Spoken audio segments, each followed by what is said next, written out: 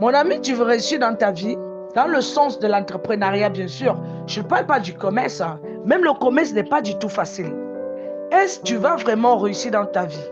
Suis cette vidéo jusqu'à la fin. N'hésitez pas de nous suivre chaque jour dans notre chaîne, pour mieux développer votre vie et votre conscience, pour mieux avancer dans le christianisme. N'oubliez pas de soutenir la fondation avec un don. Merci. La première des choses, ton imagination ne va t'amener nulle part. Elle va t'aider à construire un truc à l'intérieur de toi qui n'est pas un réel. Et tu vas te dire, tu es déjà arrivé. Non, tu n'as même pas encore commencé parce que tu n'as même pas encore débuté normalement dans tes activités. Donc, erreur, ne jamais faire quand tu imagines quelque chose dans ta tête et que tu le vois déjà. Ça veut dire que là, tu as affaire à quelque chose dont tu dois mettre automatiquement en activité. Règle numéro 2, il ne faut jamais se fier sur une personne. Les règles de base d'une personne dans sa construction de vie ne s'accordent pas avec ce que toi tu es aujourd'hui. Tu peux commencer sans rien, d'autres peuvent commencer avec beaucoup de millions. Ça dépend des moyens et dans la société dans laquelle ils se trouvent, ou bien le soutien financier ou des personnes qui l'accompagnent. Et c'est ça qui lui donne la possibilité d'avancer ou pas. Toute personne a ses règles et ses bases qui le permettent de pouvoir aller quelque part. Règle numéro 3, oublie le sommeil. Pour toi, le sommeil n'est plus ton ami, mais ton ennemi. Chaque fois que tu sens que le sommeil veut te apporter à part, quand il faut te reposer, sache que là, tu te fais perdre. Tu perds en finance, en valeur et en connaissance. Règle numéro 4, oublie que des choses vont venir d'une manière facile dans ta vie. Rien ne serait facile.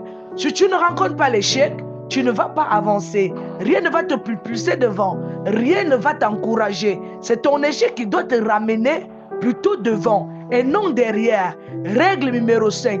Si tu n'es pas une personne qui apprend de son échec, tu ne vas jamais réussir dans ce que tu fais. C'est l'échec qui est la base des épreuves qui vont t'amener à mieux comprendre pourquoi tu es là.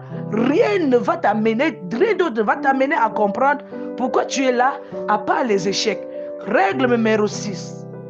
Fais tout pour être une personne de valeur.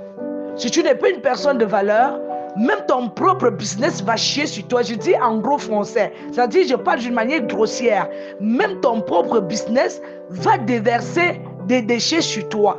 Et quand ton business va déverser des déchets sur toi, aucune autre personne ne va te donner cette valeur. C'est à toi de la construire. C'est à toi de l'entretenir. Tu peux avoir toujours une crédibilité auprès des personnes qui te respectent, qui voient beaucoup de valeur en toi.